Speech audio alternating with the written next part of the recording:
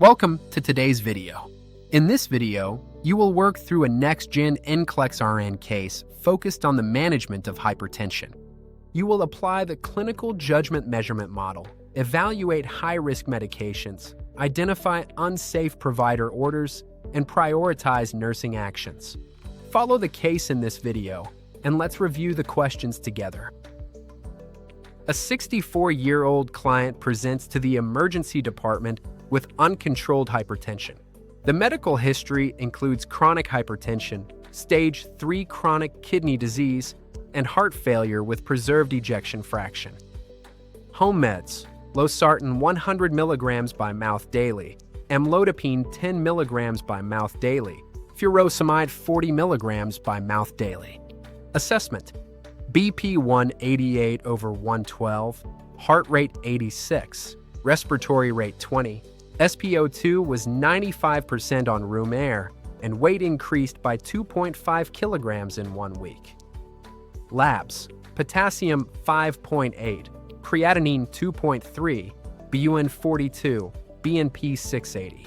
The provider writes the following orders: increase losartan to 150 milligrams daily, start spironolactone. Administer IV labetalol PRN when systolic blood pressure is greater than 180.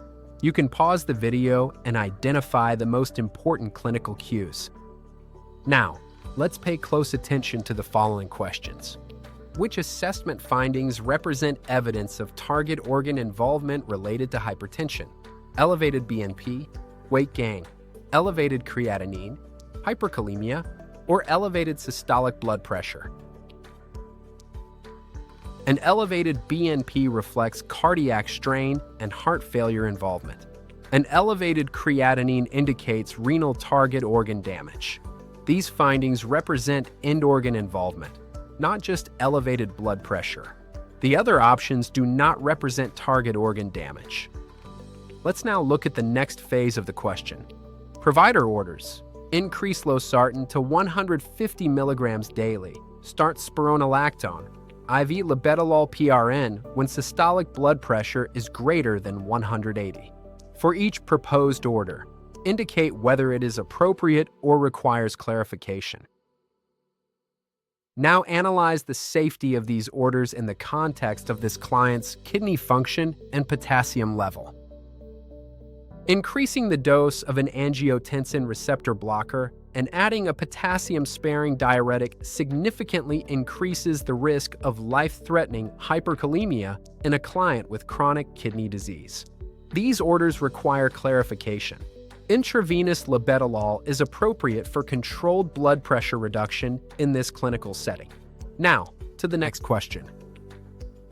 What safer nursing-supported interventions can be used to manage this client's blood pressure?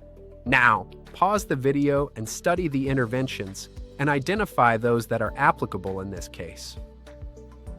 Safer strategies include holding potassium-sparing medications, initiating a titratable intravenous antihypertensive such as nicardipine, reducing blood pressure gradually over several hours, and using continuous cardiac monitoring. Hypertensive urgency or emergency requires gradual BP lowering to avoid ischemia. Potassium-sparing agents are contraindicated. Continuous monitoring is essential due to cardiac and renal disease. Now, let's look at the final aspect of the management of this case. Which of the following nursing actions is the highest priority? Pause the video, look at the actions, and identify the one with the highest priority. The nurse must clarify unsafe medication orders before implementation. NCLEX prioritizes error prevention, patient advocacy, and safety over task completion. The Next-Gen NCLEX focuses on trends rather than single values. Always question provider orders that worsen existing laboratory abnormalities. Gradual blood pressure reduction prevents ischemic injury. Unsafe orders must always be addressed first.